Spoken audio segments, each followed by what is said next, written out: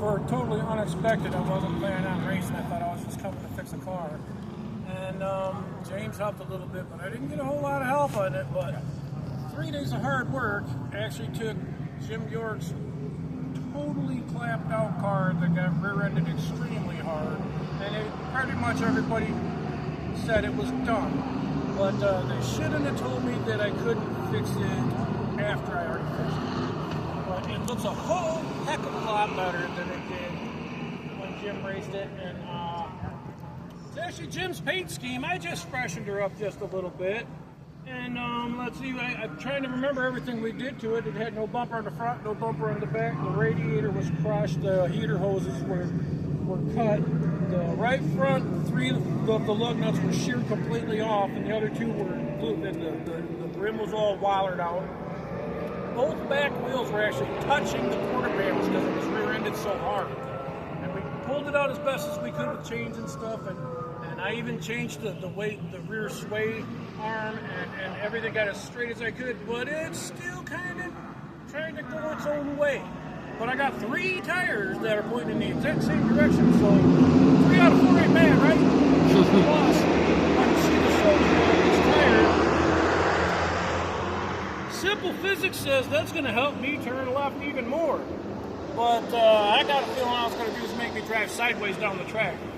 But if I drive it sideways down the track, people will probably be scared to pass me, so it might work out. We'll see. I might go to the first corner and spin out every time because of it and just have to throw in the towel, but I don't really see that happening. But if you take a look back here, you can see how hard it was hit. And one kind of cool thing is that bumper, there was no bumper there whatsoever, and that's actually a front bumper off of another totaled Altima that was out back, and we just gave it a few little tweaks and modifications and made it work. But we got the whole car looking good. We got a big thank you right here to Jim York. Jim York, he's a cool ass dude, I'm going to tell you that right now. And everybody that watches our channel, I want you to go right now to Jim York's channel and subscribe. The dude's really cool. He loves to do the same exact kind of crap I do, but he's even crazier than I am. But anyway, that's hard to believe someone's crazier than you. And he is, and I don't believe it either, but it's true. But anyway, it's from his cool-ass race that he couldn't make it back from Australia in time to race the car himself, so this is why I'm getting to race it.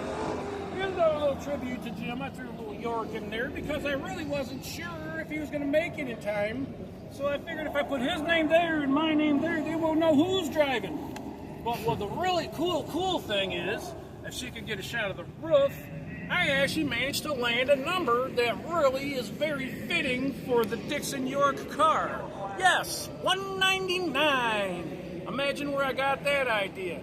Channel 199, Travis Pastrana, totally another cool dude that you totally got to watch all his videos.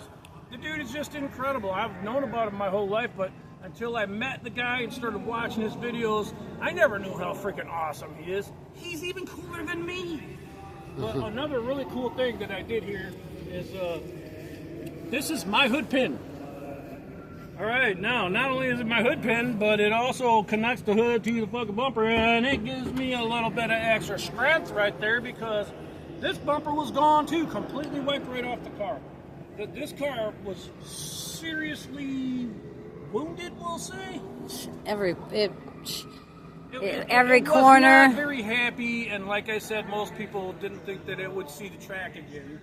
And then another little thing that I got to mention about this thing is it was back in the back 40. Back there is where the Cletus Fur junkyard is. Way and it's over got there. all the Crown Vics and stuff. And there's lots of fire ants back there. And this trunk of this car was just infested with fire ants. And they got me good. But I taught them. I bled on them. That'll teach them a lesson. But anyway, that's where we're at. We got a camera mounted right here. Hopefully that'll give you a good kind of an idea of what I'm seeing when I'm racing. And we did a little bit more to the inside since Jim had it. when he got hit so hard it blew the stereo, literally blew it out of the dash. Came right out. Actually, it knocked the gauges out too. I put most of it back together, but I didn't think I'd be rocking out during the thing, so I just took the stereo out. This time, didn't forget the airbags, so no airbag to the face. No, that hasn't happened to me, but it's happened to a lot of people. But I have set off my passenger airbag a couple times, but that's just fun. But anyway, the car looks a whole heck of a lot better. 3 out of 4 wheels facing the right direction. Got a cooling system and a radiator in it. I guess I got pretty much as good a chance as anybody else, because with this many cars on the track at one time, it's not like you're going to get going real fast. It's going to be like a parking lot. I'm just going to pretend I'm in Walmart. Only usually I let the old dude with the cane and the old lady with the walker, I let them go in front of me. They ain't faking me out. Now, in this race, I ain't letting nobody just butt in front of me. But I'm going to take it easy, real easy, and stay to the inside. The plan is for the first half of the race, let all the crazy guys crash out, most of the fast cars crash out, and then maybe I'll give it a shot. So, but the one and main other thing I gotta do is beat James Stannis, because if I don't, I have to give Jim York $100 if James beats me, because James has actually beat Jim in a few things. So it's kind of a standing thing. So you know what? I'm totally up for it. But if I beat James, somebody's giving me $100. So there's where we're at. We're in the pits at the Freedom Factory, me and the Mean Chick, for another epic freaking rodeo. And man, this, obviously you can tell I'm excited. This stuff just turns me on so much. It's just awesome. I just love the adrenaline. And if you know me, I don't know, I'm a little strange. But anyway, I love talking to you guys, and wish me luck in the race, and I will see you afterwards and let you know how it went.